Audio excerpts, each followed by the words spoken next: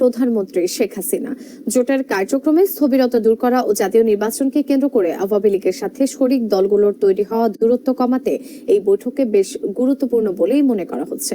কি আলোচনা হবে সেই বৈঠকে? 14 দলের নেতাদের এরা কষ্ট পাচ্ছে বা এদের গার্ডিয়ান, আমিও তো 2টা বাচ্চা বাবা। এটা হচ্ছে গিয়ে 169 জন যাদের বয়স 6+ এর বেশি।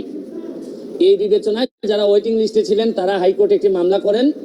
মামলা করে হাইকোর্টের রুল শুনানির আগেই তারা দেখা যাচ্ছে যে ইন্টারিম অর্ডার নিয়ে মামলার ভয়েই বোর্ড প্রথমেই দেখা যাচ্ছে যে এদের বাতিল করে ওই বাকি যারা ওয়েটিং লিস্টে ছিল তাদেরকে প্রায় ভর্তি করার পথে চলে গেছিল। পরে আবার 169 জনের পক্ষে অ্যাপিলেট ডিভিশনে যাওয়ার কারণে স্টে দেওয়ার কারণে আবার মামলাটি শুনানি হয়।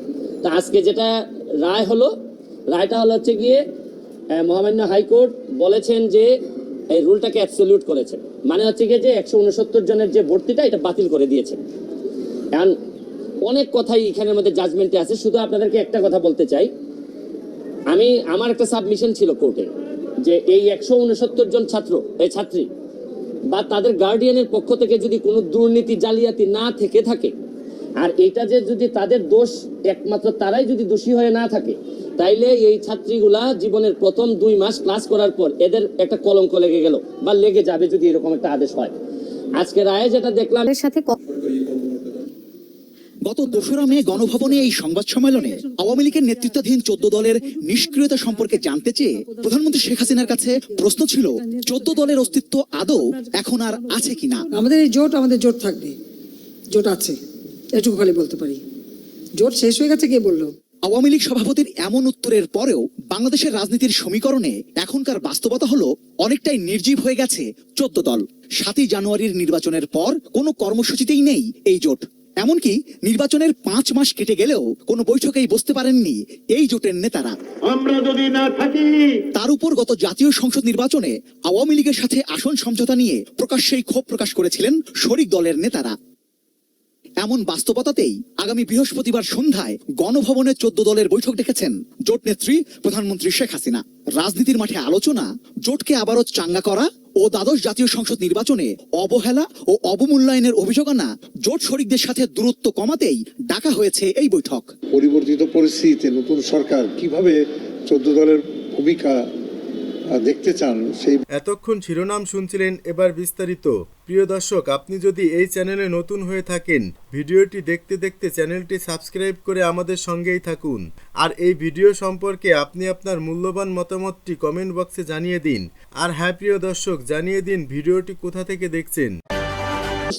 এরা কষ্ট পাচ্ছে বা এদের গার্ডিয়ান, আমিও তো 2টা হাইকোর্ট পর্যন্ত আসছে। এটা হচ্ছে গিয়ে 169 জন যাদের বয়স 6+ এর বেশি। এই বিবেচনায় যারা ওয়েটিং লিস্টে ছিলেন তারা হাইকোর্টে একটি মামলা করেন। মামলা করে হাইকোর্টের রুল শুনানির আগেই তারা দেখা যাচ্ছে যে ইন্টারিম অর্ডার নিয়ে মামলার ভয়েই বোর্ড প্রথমেই দেখা যাচ্ছে যে এদের বাতিল করে ওই বাকি যারা ওয়েটিং লিস্টে ছিল তাদেরকে প্রায় ভর্তি করার পথে চলে গেছিল। পরে আবার 169 জনের পক্ষে অ্যাপিলেট ডিভিশনে যাওয়ার কারণে স্টে দেওয়ার কারণে আবার মামলাটি শুনানি হয়। তা আজকে যেটা রায়টা হচ্ছে গিয়ে মহামান্য হাইকোর্ট বলেছেন যে এই রুলটাকে অ্যাবসলিউট করেছে, মানে হচ্ছে গিয়ে যে 169 জনের যে ভর্তিটা এটা বাতিল করে দিয়েছে। এখন অনেক কথাই এখানের মধ্যে জাজমেন্টে আছে, শুধু আপনাদেরকে একটা কথা বলতে চাই।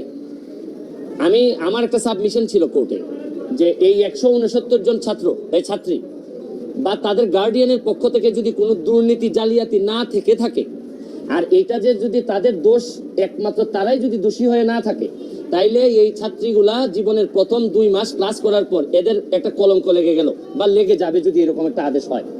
আজকে রায়ে যেটা দেখলাম এটা হচ্ছে গিয়ে একটা ইনকোয়ারি কমিটি করতে বলেছেন। ইনকোয়ারি কমিটিটা হচ্ছে গিয়ে এই ভর্তি প্রক্রিয়ায় যে জটিলতা আছে এগুলা কভার করা হবে, আর যেন জটিলতা না থাকে।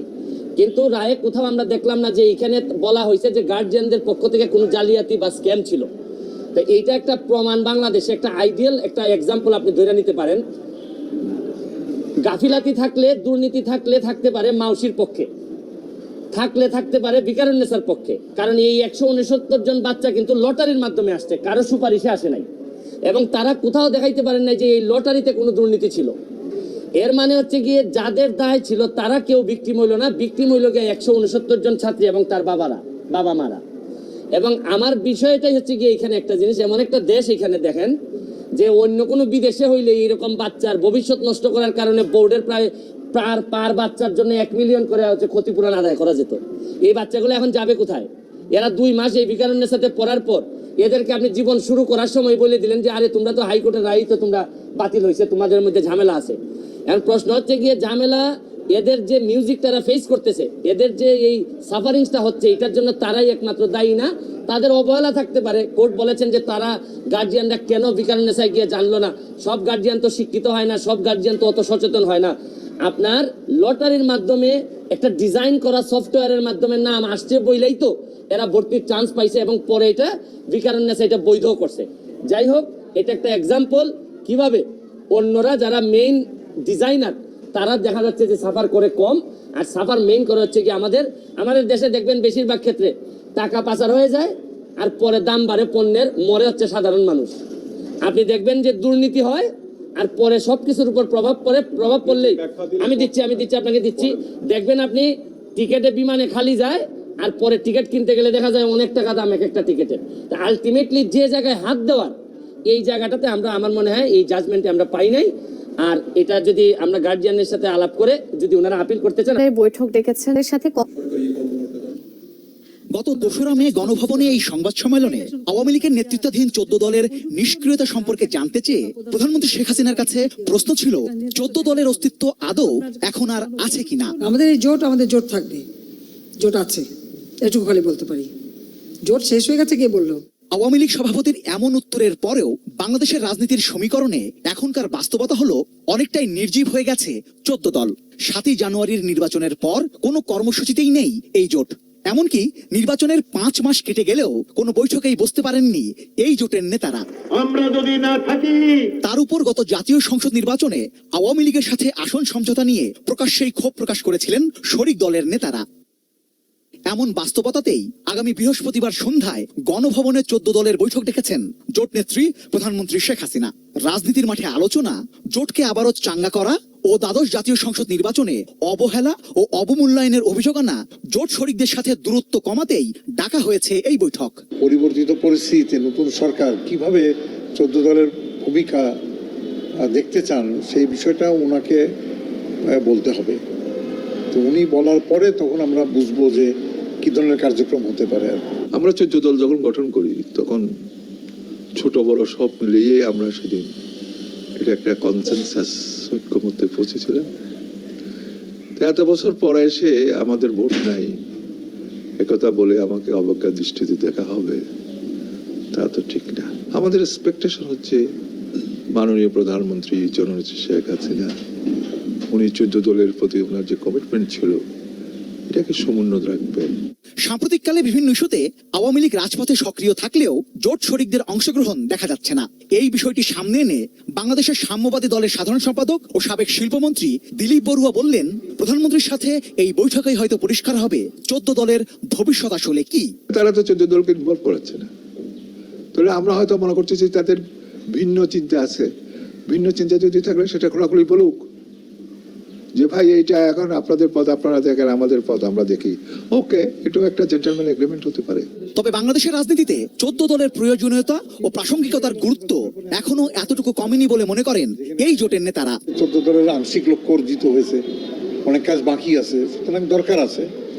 তো আওয়ামী লীগ কি মনে করছে সেটা বোঝার বিষয় আছে। এখন বাংলাদেশে আওয়ামী লীগ ক্ষমতাচ্যুত হলে বিকল্প হচ্ছে যে ডানপন্থী সাম্প্রদায়িক অপশক্তিগুলি।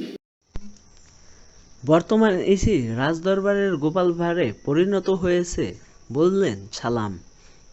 বর্তমান নির্বাচন কমিশন রাজদরবারের গোপাল ভাঁড়ের পরিণত হয়েছে বলে মন্তব্য করেছেন বিএনপি চেয়ারপারসনের উপদেষ্টা ও ঢাকা মহানগরের দক্ষিণ আহ্বায়ক আব্দুস সালাম। তিনি বললেন, আমরা অনেক আগেই বলছি বাংলাদেশের নির্বাচনের ব্যবস্থা আর অবশিষ্ট নেই। এই নির্বাচন কমিশন রাজদরবারের গোপাল ভাঁড়ের মতো পরিণত হয়েছে। মানুষ সরকারকে প্রত্যাখ্যান করে ভোট দিতে যায়নি, অথচ তারা বলছে ধান কাটার জন্য মানুষ ভোট দিতে যায়নি। মঙ্গলবার বিকেলে রাজধানীর নয়াপল্টনের ভাসানী মিলনায়তনে ঢাকা মহানগর দক্ষিণ বিএনপির দ্বিতীয় জোনের সভায় সভাপতির বক্তব্যে তিনি এসব কথা বললেন।